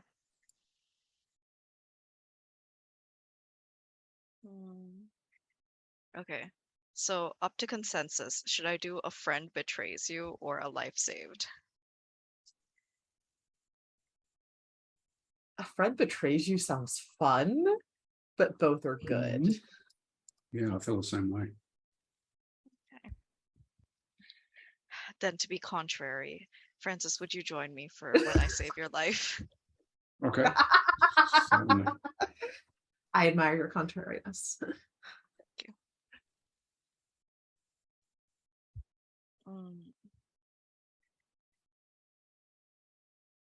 So setting is in between shit, where's the okay, so it's in between 1,000 years ago and where the fuck did you kill my mentor? Oh, The yeah, like 1600s. 1600, late 1600s. Yeah. Okay, so before the 1600s, but after that, that's not chronological, right? It's fine. Yeah. Somewhere between 1000 and 1600. Yeah, Okay. that's pretty big. Yeah. Do you have a year that you fancy? Because they're just numbers to me. How about you pick a setting and then we figure out So it was definitely some kind of death loop situation. So it would have to be something like what is that? drowning or suffocating. So it's where you die, but you're in a setting that if you don't leave, you're gonna keep dying. So if you drown to death Gotcha. and no one pulled you out, you just and there's suffocation and I don't know what kind of death loop. Starving to death, getting Yeah. stuck in a crevice or something. Ugh. I wonder if it could even be that Francis is a prisoner of someone. Maybe even a prison, and the prison has been abandoned. You were left there to die, stuck all there. of you. Mm. Yes. Yeah, so And I was obviously on a prison liberation fund because why wouldn't I be? Yeah, so he was probably involved in some war or other, because I figure he's been spending his centuries perfecting his skills, and yeah, this one didn't turn out so well. Clearly. I want to say that you were like the man in the iron mask before they had the man in the iron mask, but you weren't. The secret twin of the king. Yeah, something like that. I mean, like where it's like, it's not gonna be out there as a story because they had to cover it up so badly. I was even thinking that maybe he was in a crusade and was taken prisoner by the Saracens or something like that. And I like that. Because he's the kind of horrible character that would do that. Yeah. God. It's so hard to help you, man. So yeah, perhaps he's, he Repeatedly was dying in prison. yeah, he would have been stripped of his armor and weaponry, and so this would be before he has his signature sword, which I think he took from the scene where he killed your mentor. Of course. But yeah, he's a crusading knight in the Holy Land, but not on one of the more successful crusades. Perhaps I don't remember my crusade history very well. I don't remember history very well. And yeah, is imprisoned in somewhere, maybe even manacled to a wall, and he's just going to keep starving to death. Oh boy. Cool. And he Did you pick a doesn't. goal? I.e., do we start? Yeah. I've got to pick a. Okay, yeah, I've got it. Okay. And I think you hear footsteps down the corridor through the haze of whatever situation you're currently in. And oh boy. Not touching any of that crusade lore that was just dropped. I think you hear footsteps as Urmah is trying to see if there's anyone left in this old abandoned prison, because prisoners are people too. They did not deserve to be left to die. And she comes upon you, I suppose. Yeah, I think Francis even calls out when he hears the footsteps because he's desperate. He's probably been here for weeks, months, who knows, a long time, and he's kind of emaciated, and so you just hear this desperate call of, I don't know, perhaps even calling out in Latin or Arabic or something, maybe all of the above. Track of language. Yeah, or just, he doesn't know who it could be, right? It could be one of his captors, it could be one of his potential rescuers. Francis? What are you doing here? And she's trying to undo the gate. And I think he just looks in disbelief. You. Of course. Of course. Of course. You. Meta side note, I have not saved your life before this. Right. This is before our rivalry truly began. I think this is probably before Francis is super evil either. I mean, Perfect. not that being a crusader is a particularly good life choice, but yeah. He gets worse. Character development. Right. Exactly. Iphigenia told me you were, well, not. Did you join a church? Something a little like that, yes.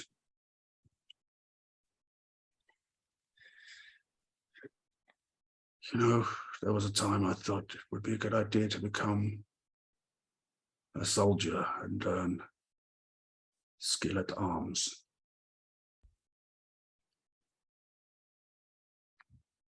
A soldier's life is never a good one. And yet it seems to be the one we are doomed to. So, are you here to take my head? I don't think we've reached that point, Francis. I think I'd go so far as to call us friends.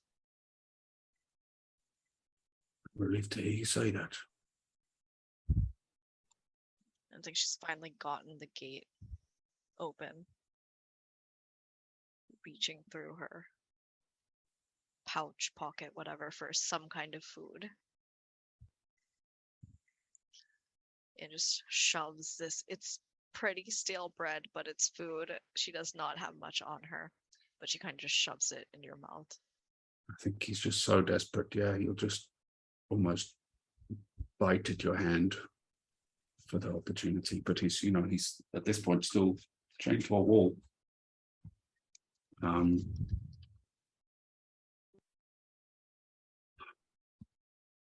lost count of the days. This place has been abandoned for at least a month, from what I can tell. You've been here the whole time, haven't you? They took me prisoner.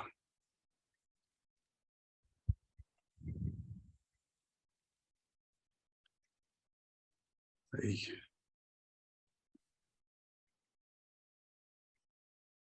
have done just about everything they could to me, beside the one thing that would finish me off. They didn't seem to think of that. They rarely do. Here, have some water. And he just desperately takes as much as he can. And obviously he has this big beard that's grown out, and it's just, the water's running down them and soaking it. And Let me see if I can get these off. I'm not sure how, but done enough prison breaks to figure it out.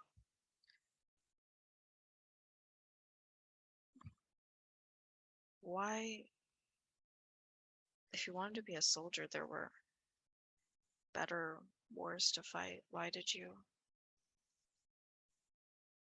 choose this? it seemed to me an easy place to lose myself. If I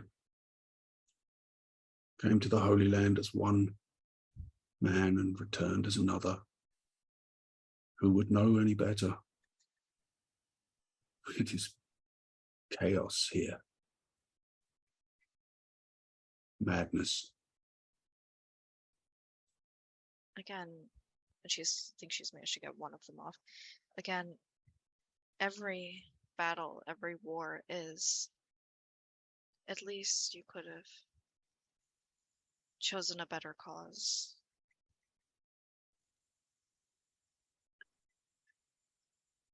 Perhaps. But these people would be dead in the blink of an eye to us. I've been alive, what, must be 2 centuries now, and you, much, much longer. What does it matter what cause we fight for? It matters because they may not live long, but they're alive. And they deserve good. They're basically children.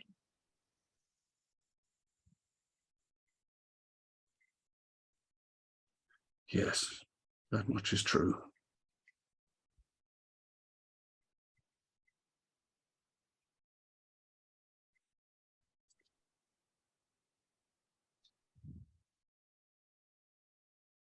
And yourself? Where have you been since last we met? Little bit of everything. I went back actually to see if I could find anything in the ashes, and it's probably not your family's, but here, and it's one of those signet rings, and probably the one that belonged to the lord of your village.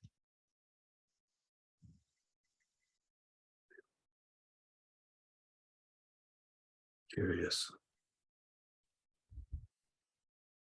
It's not much, but I figured something sentimental would. It grounds you. And what is your fascination with me that you would seek out my past? It's not a fascination.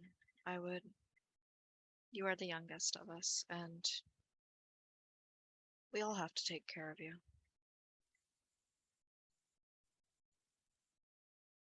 Would it not be easier if you took my head now?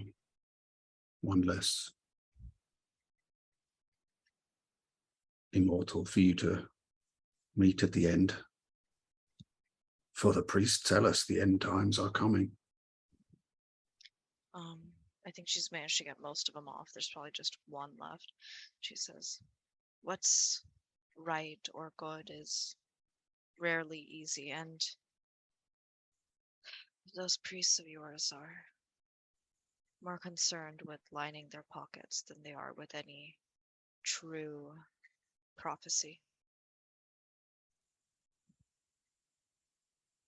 You may have a point there.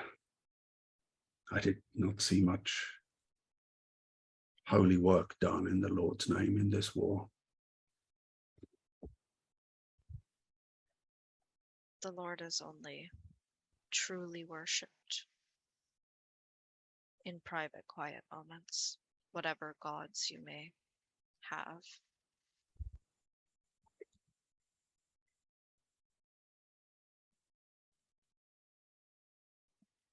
When I reflect on our nature, I wonder if we really need any gods at all. Are we not the gods? I don't think the gods would be consigned to taking each other's heads for memories, I think a god would have within them the ability to be truly benevolent. We can only aspire to that.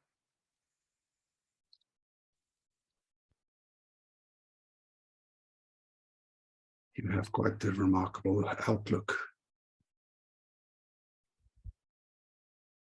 So I've been told.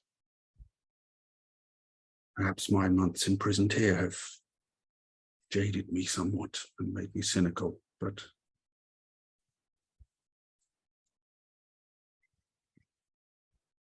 I imagine you must have been through many hardships in your life. My fair share. I think she's gotten the last one off and kind of slump to the ground or whatever. So tell me, what is it about me that makes you think I am worth saving? And she takes off her cloak and she kneels in front of you, wherever you have she puts it around you, tugs it so she's kind of tucking you in, even if you're not lying down. She says, everyone is worth saving, Francis. You just have to believe in that. You are not so terrible.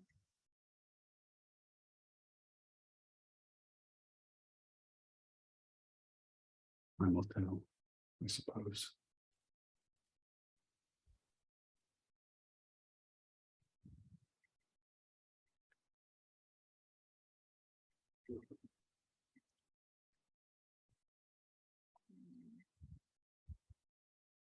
Meta, I don't know where to go from here, yeah. Yeah, that's probably a good end of scene. That feels right. Did anybody accomplish anything? Any goals? My goal was to get someone to open up about something they wouldn't normally tell you, which I think Francis was a little out of it to do so. I don't know, I kind of talked to you about the reason I went to war. Somewhat. That is fair. It felt like you opened up vulnerably, like, why are we here? And like very existentially. Oh, right, the gods and Right. Yeah. My goal was to get someone to say something they admire about you. Oh, that's why you kept asking why I was helping. Shit. I'm sorry. I was like, oh no, self-doubt. How best do I deal with this? He was just looking for reassurance, yeah. Nothing Looking special for about you in validation. particular, Francis. Everybody's great. Right, yeah. Yeah. Nobody's great. It's just most people are not terrible. That's so Oh, God. funny. Also, Mads, I almost laughed in scene. Yet.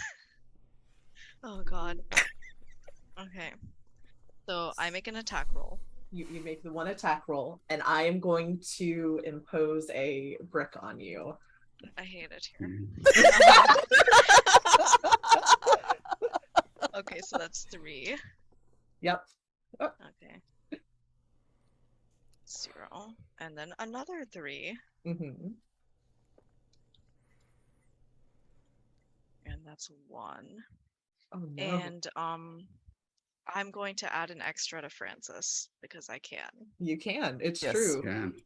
And so he now has to make 4 dice rolls. What?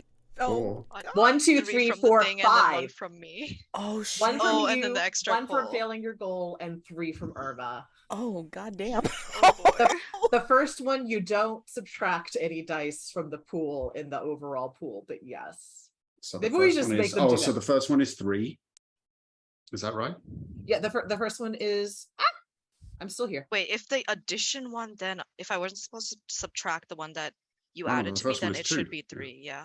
Yeah. No, it should be Oh. 3 because my first Okay. roll was It was a 0, 0, and then yeah. the added one was a 1. So. Yeah. And I have to do Check it. 5 total, right? You have to do 5 total. Yeah. Oh God.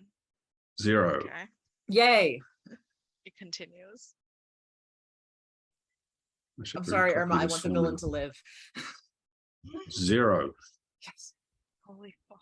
2. Oh shit. Oh 1 die. You have 2 more left? 2 rolls. 2 more with a single die. 0. God. This is Last roll. 1. Oh, no! Oh fuck.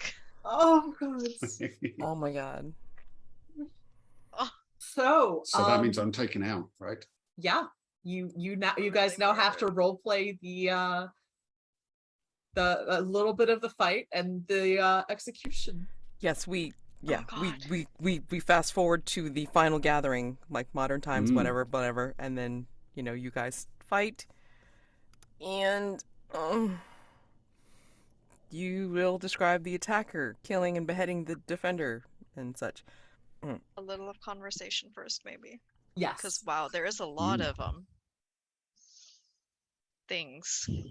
Yeah, this is going to be like 800 years later than the last scene, right? So Oh boy. You're not so terrible. Fast forward to you being murdered. well, I think I've become pretty terrible in the Yeah. intervening time. Yeah.